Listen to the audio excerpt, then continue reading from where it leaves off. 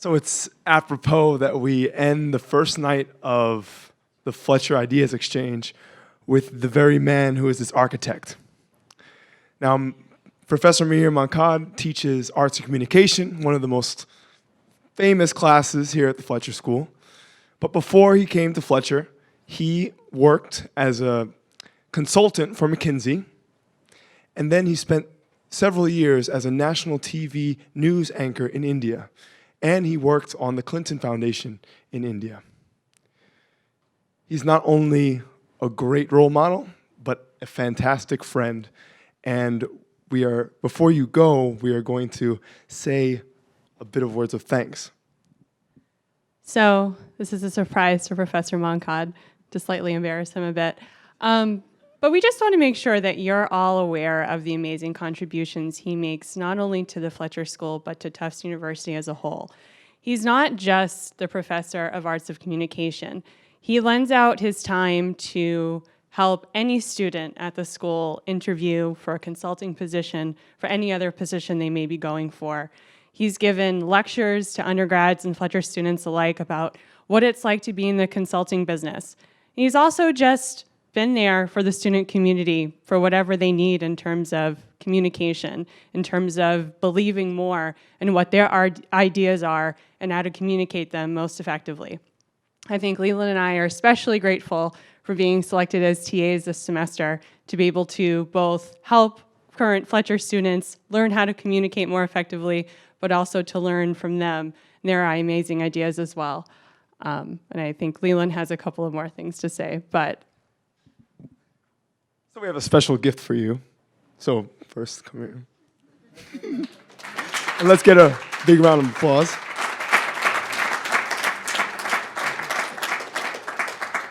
So Professor, you've seen many of us give speeches a million times, and now we are very excited to see the master in action.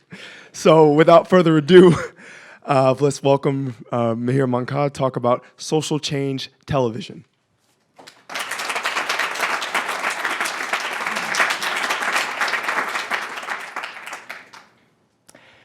Yeah, so I thought I could get by listening to 600 of your speeches and never making one myself. Almost happened. Okay. Let's see. I talk about nervousness, but I'm feeling it right now myself. Okay? So let me start with that eye contact I preach and see if it really helps.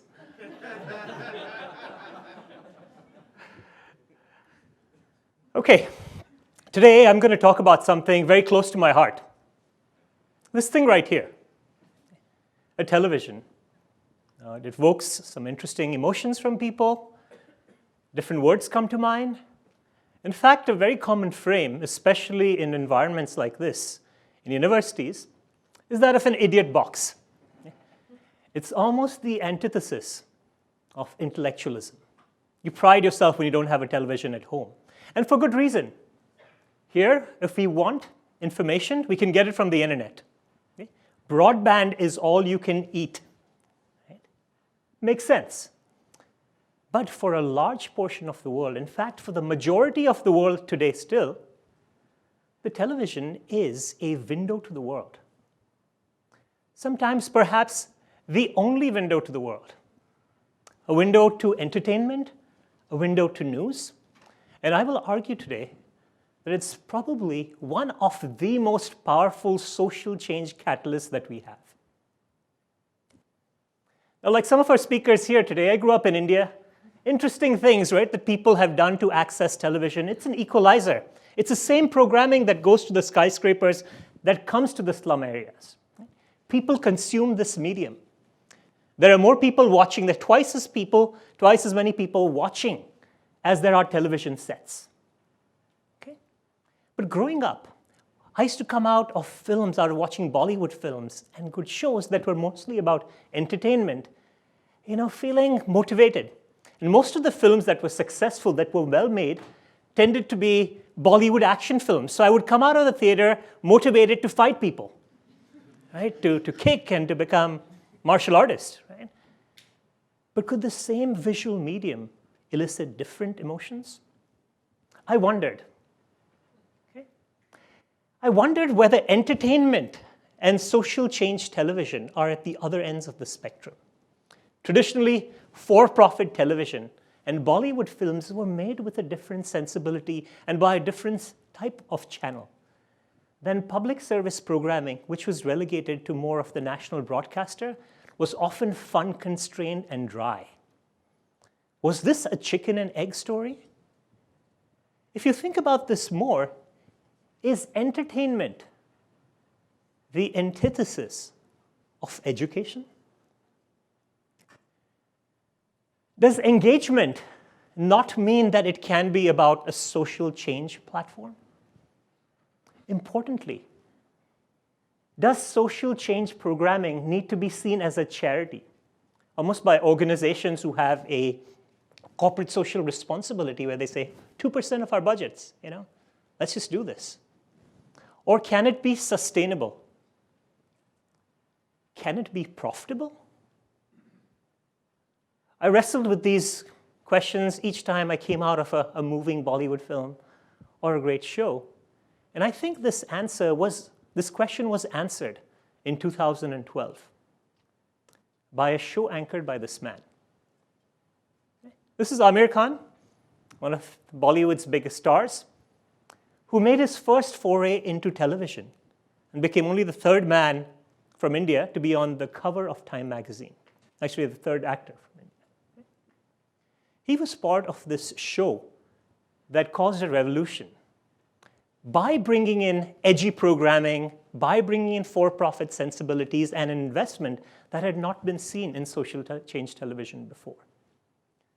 Now, part Oprah, part 60 Minutes, this show took on some of the most hard-hitting social change issues in the country.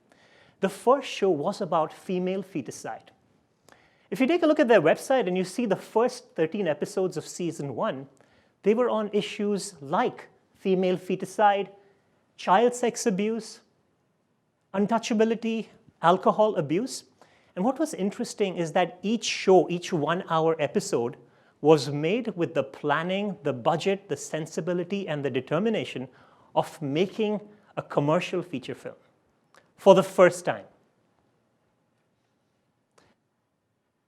This is an example from the show. So there are vignettes. Typically in a show on, say, female feticide, there are 4 or 5 vignettes. And then the celebrity would bring a person on in the studio, much like Oprah. And then you could see the reaction both from the audience as well as this is a clip of people watching the show. This was on female feticide. The woman here says on national television that her family had asked her to get an abortion 6 times because it was a female fetus. Okay. Now, clearly, some of the sensationalism, if you will, was brought in, perhaps for viewership, but that was okay, right? It was using those sensibilities that stir emotions in films to bring it to the show. As I think Arslan mentioned, who was here in the audience earlier, he has himself watched one of these shows where they actually brought on the in-laws of this woman who was cast away because she didn't have dowry. Now, they agreed to come. Clearly, it made for some sensation, but the issue was brought out. This show was watched by 600 million people in 3 seasons. Okay? What was the mix that made the show both entertaining but got the word out? Okay? And so if you do a case study of it, people start and stop with the person. Okay? Not only was Amir Khan on the cover of Time Magazine International once, but then he came back on the cover of this magazine as the 100 most influential people in the world. You can see the list right next to him. Okay? Clearly, this was a huge win. You got the right person, right popularity. He'd already made a couple of films. He knew how to interact with the audience. He gave it his 100%. Okay? But that was just one of the peas in the mix that worked. The thing about Amir Khan that came out in an interview that the CEO of Star had said is that people think about Amir Khan as an actor, but they don't talk about him as a producer. For one year, this man, who could make a $20 million film, did nothing but focus on this show. But if we're talking about the first P, which is a person, there was another person for which the stars align. Probably the most powerful media man in Asia, the CEO of the Star Network, himself committed to hitting the show out of the ballpark. A great anchor, a great person with resources. And a couple of quotes in this interview that he said is, look, when we started off on this venture, we didn't want to just make another episode on female feticide. We, as a team, wanted to eradicate it from the country. Okay? For every person that you saw in the studio in this show, right, there were about 100 people that were interviewed to find the right person. Throughout these 13 episodes, you will not see a production flaw. We watched this show. Right? And so again, the planning of for-profit brought to nonprofit, and then what was the impact? Right? In terms of placement, right? So one is you get the formula right. Second is placement. When do you want to show a show like this? 11 a.m. on Sundays and across every Star channel in 7 languages. Start the dialogue. The entire family is watching. Not just that, get the traditional national broadcaster who was making drier programming, fund-constrained programming, to simultaneously air and give this free of charge to the broadcaster. So the entire nation is watching. Tweets, I can't wait for 11 a.m. today. Okay? For hard-hitting social issues, yes, you can't wait for Game of Thrones, but to wait for the next show on alcoholism? Right? Never saw Mumbai so empty even on Sundays. Placement. In order to work the sensibility that let's give this to the national broadcaster because they have terrestrial reach. Cable channels don't reach rural areas. Okay? Let's make screenings. Look at this picture. A picture speaks 1,000 words, right? You do something well on social change programming, you will get people queuing up waiting to watch the show. Promotion. Clearly, you need promotion for everything. Outside of the regular promotion in terms of how the show was marketed, advertised, there was also another element of promotion, is tracking. Okay? There was an agency set up right before the show went on air to track every tweet, every SMS. Most people in India do not still have broadband access. What is another way of tracking? Votes for change. Call, give a missed call, and we'll count your votes for change. We will track it. Okay? Analytics. 1,000 people analyzing this at the same time. Okay? Let's do something. Let's do it. Let's put the investment. Let's do it well. Petitions. Vote for change across on sexual assault, right? On water, on healthcare. Specific things happening. 2 cases went to the Supreme Court right after the show on age-old issues. A petition here with the Prime Minister, a star motivated, not just to do this, collect his paycheck, feel that, oh, I've done my part, now on to the next film. Let me follow up. 3 years later, let me have a meeting with the Prime Minister of the country on petitions. And price, folks, sustainability. Initially, no sponsors, there had been no one who generally come forward for something like this. Now, multi-million-dollar sponsorships. It's hard to get the exact numbers from the organization whether this venture was profitable or not, but Wikipedia lists all of these sponsors, right? Paying $2 million for the chief sponsor, $1 million to be part of this exercise. Okay? Now, the stars aligned for Satya Mev Jayate. Okay? They may not align like this for many other shows. But importantly, it showed that this can be done, that entertainment does not have to be the opposite of social change programming. This is a macro example. Can it be replicated? Perhaps, and rarely, but it can. What about a slightly more micro example? Okay. Another show in Afghanistan called Niqab. Okay. And the Niqab is a word for veil. Now, this was put together not by the CEO of Star and a major Bollywood star, but a 28-year-old motivated man in a makeshift studio. Sami Mahdi created a show. He was motivated by this, by his mother's, just by his mother's inspiration, to give a voice to women. And he said women will come on the show, wear a mask, and talk about their domestic issues that don't generally have a voice. Sexual abuse, assault, whatever that was going on. But it wasn't possible to do that without the mask, okay? Makeshift studio, this intervention got a lot of media attention. Post-Arab Spring, this region, anything coming out that was solid, well-produced with the right sensibilities, got attention. This man took 2 years out of his life to create the show. Not a whole career, okay, but was able to create impact. He's been honored by Hillary Clinton. He's been honored with most of the fellowships in journalism. Now he has his own channel.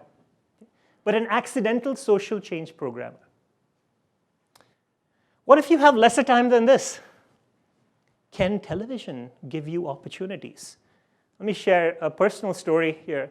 I was very fortunate to grow up in a family where both parents played sports for the country. But interestingly, they played sports at a time where they had to work on the side to make ends meet. My mother won the nationals for 14 years, but was felicitated by the prime minister, but got a cash prize of 65 rupees, or $10 at that time, and a plane ticket to the US was still over 1,000 rupees, right? So while she had a good life and she coached after, I was motivated a bit by her story and why, despite 14 years being good enough to win nationals, why female athletes were still not getting the exposure and the sponsorship to continue their sport. I held on to this. And years later, when I had a chance to host the Commonwealth Games amongst the different multi-sport events, there was another opportunity that came up instantly. The Indian women's 4x400 women relay team scored an upset victory on national television in front of a home crowd in Delhi. Okay? This was a great moment. People celebrated it. They beat England, Australia, Nigeria.